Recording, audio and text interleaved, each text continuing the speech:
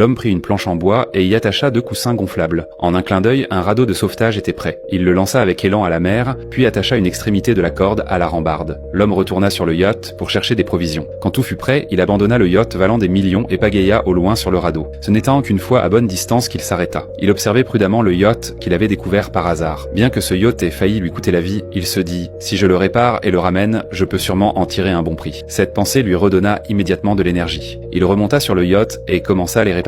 Il trouva d'abord une batterie dans la cale et assembla rapidement une pompe à eau rudimentaire. Il pompa l'eau du fond du bateau. Ensuite, il tendit la bâche à proximité et répara même la peinture endommagée. Puis, il retourna dans la cabine et lança un appel à l'aide par radio. Mais peu importe combien de temps il appela, personne ne répondit. Il ne savait pas combien de temps s'était écoulé. Lorsqu'il se réveilla, le yacht avançait à grande vitesse. Il eut aussitôt un mauvais pressentiment. Il se leva pour sortir, mais à sa grande stupeur, la porte ne s'ouvrait plus. La dernière fois, dans la salle de bain, lui avait appris que la force ne servait à rien. Il devait trouver une autre issue. Il retourna dans la salle de bain pour chercher d'autres sorties. En effet, il découvrit un passage étroit menant au pont. Rapidement, il ouvrit l'ouverture et rampa dans le tunnel. Bientôt, il trouva une sortie en haut. Mais avant qu'il puisse se réjouir, une vitre épaisse bloquait l'issue. Peu importe ce qu'il tenta, rien ne bougea. Pire encore, la petite porte par laquelle il était entré s'était refermée automatiquement derrière lui. Il était désormais piégé dans cet espace clos et étroit. Et ce n'est pas tout. Dans ce tunnel hermétique, il n'y avait aucune circulation d'air. L'oxygène commençait lentement à manquer. Il eut du mal à respirer et se sentit étourdi. Il ne savait pas combien de temps cela avait duré. Finalement, il se réveilla en état de confusion.